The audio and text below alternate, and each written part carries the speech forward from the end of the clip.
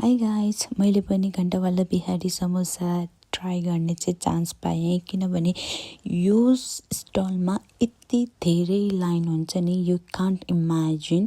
हामी एक दिन गएको थियौँ होइन यो खाने भनेर, बट यति धेरै लाइन थियो, हामी त्यो लाइन देखेर नै फर्केर आएको थियौँ।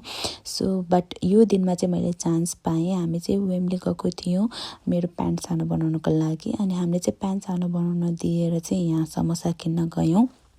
यसको चाहिँ थियो 5 पाउन्ड, जुनमा चाहिँ 2वटा समोसा 2वटा फ्लेभरको चटनी थियो। एउटा चाहिँ पिरो एउटा चाहिँ मिठो गुलियोवाला थियो। अनि हामीले चाहिँ त्यो ट्राई गऱ्यौँ।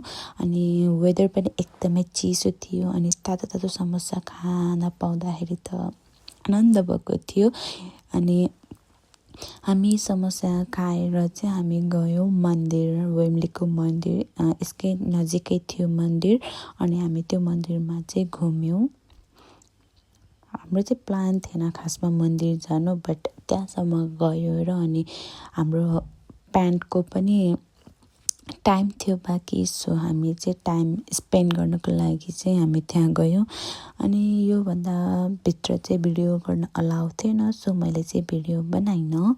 अनि त्यसपछि हामी प्यान्ट सोध्नलाई गयौँ, बट अनफर्चुनेटली मेरो एउटा प्यान्ट चाहिँ बिगारिदिएछ। अनि फेरि हामीलाई हाफ आवर वेट गर्नुपर्ने थियो। सो हामी फेरि गयौँ मोमो 365 सुकुटी चटपटे खानको लागि। This was also very good. So thank you for watching.